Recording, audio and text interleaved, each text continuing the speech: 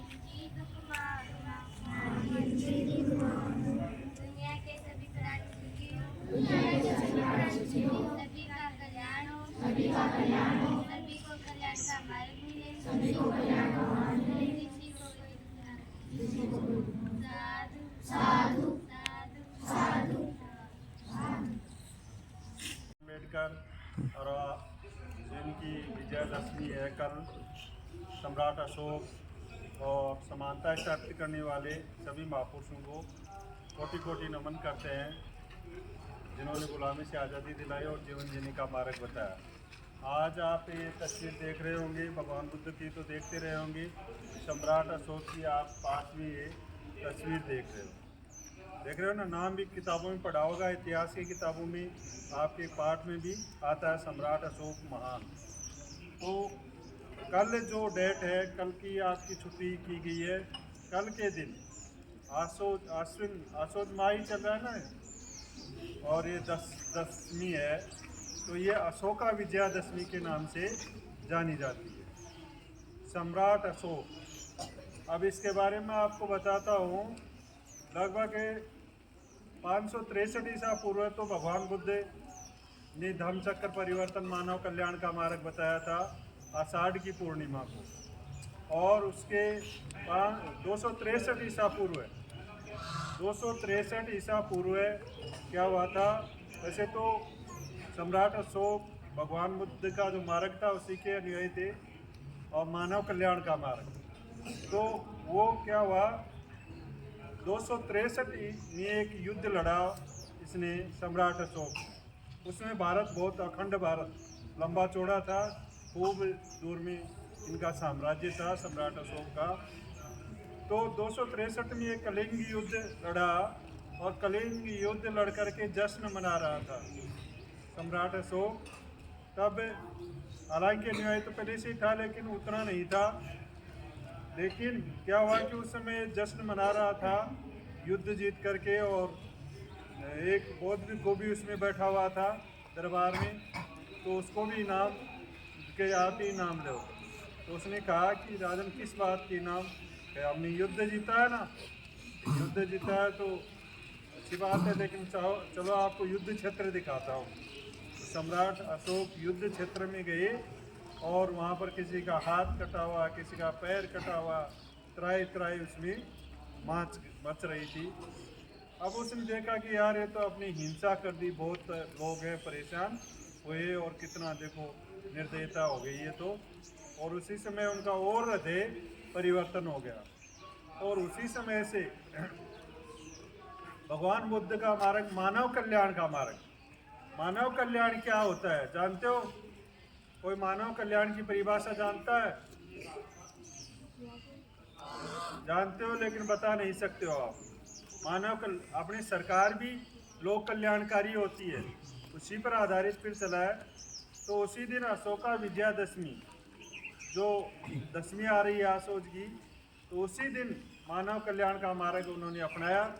मानव कल्याण के मार्ग में आदमियों का भला हो, हर आदमी का भला हो, सभी आदमी समान हो, किसी भी प्राणी को सताया नहीं जाए, वो मानव कल्याण है। उसके लिए आपके जैसे आदमियों के लिए क्या करना, मतलब विद्यालय खोलना, स्कूल खोलना, अस्पताल खोलना, और नहरें, पानी सिंचाई के लिए नहरें, कुएं, उसमें कुएं थे कुएं खुदवाना, सड़कें बनवाना, और किसी के साथ कोई भेदभाव नहीं करना, यही क्या है? मानव कल्याण का मार्ग है। अभी देखिए सरकारें काम करती रहती है, अच्छी सरकारें होती है, सबके लिए चिकित्सा सुविधाएं उपलब्ध करा रहे हैं। ये अपने संविधान में है कि सरकार कैसी होनी चाहिए, लोक कल्याणकारी सरकार होनी चाहिए, जिसमें सबका भला होता हो। तो वही काम किसने किया कल, मतलब दसवीं के दिन अशोका विजयादशमी मानते हैं। अब कुछ लोग क्या होता है, इस पैरेलल चलते हैं, वो एक व्यक्ति को दूसरे को गुलाम बनाना चाहते हैं, कोई भी व्यवस्था थोप करके, कोई भी व्यवस्था थोप करके, और उसको गुलाम बनाने की एक प्रक्रिया जारी रखते हैं किसी भी प्रकार से हो। तो उस व्यवस्था से अपने को सतर्क रहना है, अपने दिमाग को। आपको कहते हैं बुद्धं शरणं गच्छामि, कोई भी समस्या है तो किसकी शरण में जाना है? बुद्धि की शरण में। समझ गए ना? सबसे तगड़ा किसको बताया गया है? इस मस्तिष्क को बताया गया है। और धम्म सत्य का मार्ग, इन्होंने फिर 84,000 स्तूप बढ़ाए थे, और जगह जगह पाठशालाएं, नालंदा और तक्षशिला विश्वविद्यालय, नाम सुना होगा, उस सम्राट के अशोक के समय था। 10,000 साल तक ऐसा कल्याणकारी चला, फिर लोगों ने वापस गुलाम बना लिया। मतलब गुलाम बनाने वाले कुछ 4,000 साल पर पूरा ओरिजिनल इतिहास आपको पढ़ना है। 4,000 साल पहले अपना सिस्टम सही था, बाहर से अपने कई बार गुलाम हो गए, मुगलों के भी हो गए, अंग्रेजों के भी हो गए, यूरेशिया से कुछ आदमी आ गए, उनसे भी हो गए। अब कुछ गुलामियाँ अभी तक भी आपके बरकरार है, तो उसको आपके तर्क द्वारा, उसको दिमाग की सोच करके, ये चीज़ अपनी काम की नहीं है, उसको निकाल देना है। और समता, स्वतंत्रता, बंधुता, न्याय, संविधान की प्रस्तावना में देखते हो। फिर बाबा साहब ने 14 अक्टूबर 1956, दिन तो विजयादशमी था, लेकिन उसके बाद में तारीखें आ गई थी, बताया था ना फिर उन्होंने ये मार्ग मानव कल्याण का, जिसमें आपका संविधान पढ़ते हो, संविधान को सबको पढ़ना चाहिए, और संविधान में सबके लिए बराबर अधिकार, महिला पुरुष, लड़का लड़की में कोई भेद नहीं है, सबको समानता, कोई जाति पाति भेद कुछ भी नहीं है उसके अंदर, सब समान है, ऐसा आपका संविधान है। तो उसको आपको पढ़ना है और उसके अधिकारों के प्रति जरा जागरूक होना है, और ओरिजिनल इतिहास आपको पढ़ते जाना है साथ साथ। और समता, स्वतंत्रता, बंधुता, न्याय, इनके ऊपर, बंधुता, इन पर आपको काम करते जाना है। यही मेरा उद्देश्य था आज का। धन्यवाद।